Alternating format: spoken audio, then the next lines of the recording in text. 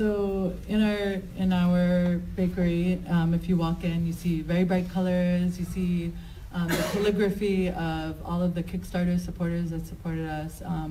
And the mural was a collaboration between a group called Trust Your Struggle and a mission muralist named Chris Ghazala. And at the center of it is a woman named Rasmea Odeh. Rasmea is an Arab Palestinian activist in Chicago.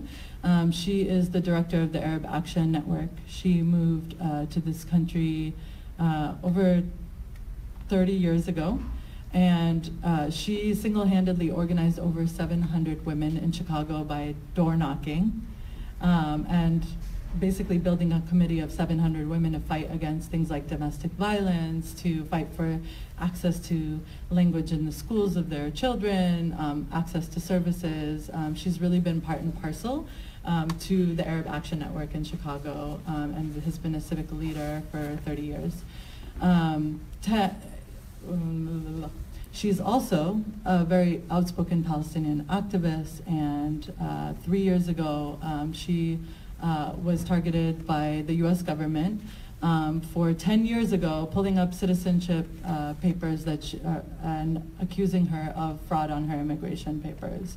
Now, we know that when these cases come up, they're very politically driven, and she was targeted simply because she was outspoken on Palestine. And in the face of that, they said that because she was in Israeli prisons after being sexually tortured and imprisoned 45 years ago, that she was a threat to the state. This is a 67-year-old woman who's been a civic leader in her community, organizing over 700 women, who has done nothing but be an amazing citizen of this country.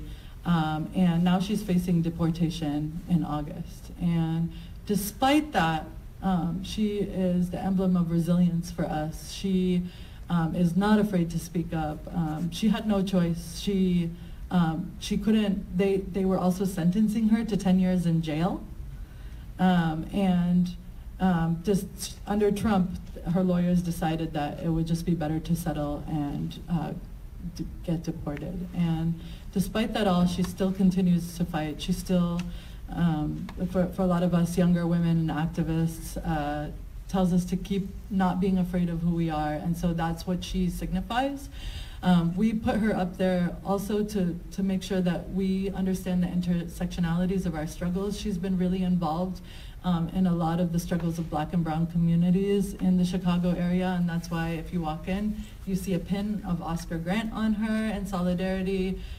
It's also showing that we know where we are and that we remember those struggles and that we'll continue to connect those struggles. And so there have been some attacks on Reems that are really, they're accusing us of being terrorists and terrorist supporters, and it's really emblematic of the attack on Arabs and Muslims and the sort of xenophobia and racism that you see, accusing us of not being inclusive and not being a safe place for people, and anybody who walked into our space would know otherwise. And so we know this is just another attack. When this happened, I did a call out to my community, and so we got a lot of one-star Yelp reviews. There was a whole campaign that said there was blood in my food and like all this crazy stuff. And within a day, Yelp responded and took all those one-star reviews away. And so that just shows to me that there's a force field of community that is helping to organize, who understands the truth.